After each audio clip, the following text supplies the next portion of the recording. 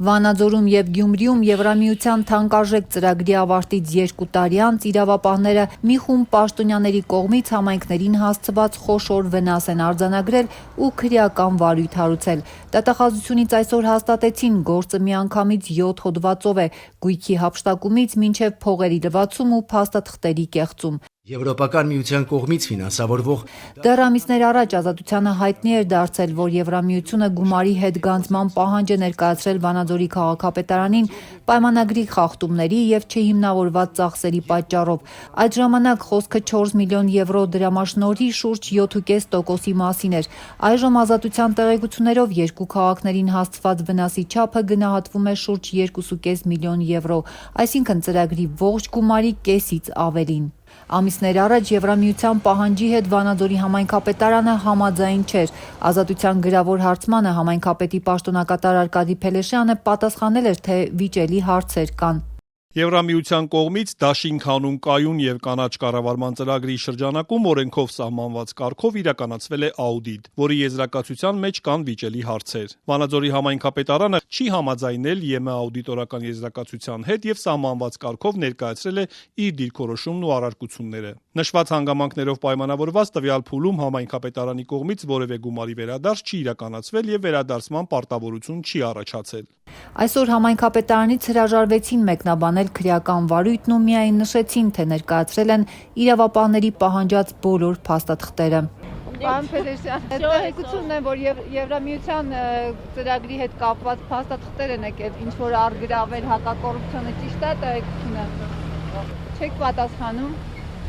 Մինչ ծրագրի պատասխանատու Վանաձորի համայնքապետարանը հերքում է Եվրամիության արձանագրած խախտումները, տեղում փաստացի ձախողված են 5 տարի առաջ խոստացված էկոլոգիական տրանսպորտի, աղբի վերամշակման եւ թվային համակարգերի ներդրման ծրագրերը։ Դեռ 2020-ին նախկին համայնքապետ Մամիկոն Ասլանյանի ձևավորած աշխատակազմում ընդգրկվել էին նրա կինը, աշխատակազմի ղեկավարի կինն ու խորհրդականի դուստրը։ Ասլանյանին փոխարինած Արկադի Փելեշյանը շարունակել էր այս գործելավոճը, գործի ընդունել մեկ այլ բաժնի պետի կնոջը։ Եվրամիությունը սա շահերի բախում է համարել, մինչդեռ ծրագիրն սկսած նախկին քաղաքապետ Մամիկոն Ասլանյանը խնդիր չի տեսնում։ Դուք ձեր տիկնոջը ձեր հրամանով աշխատանքի եք ընդունել։ Կներեք, ասենք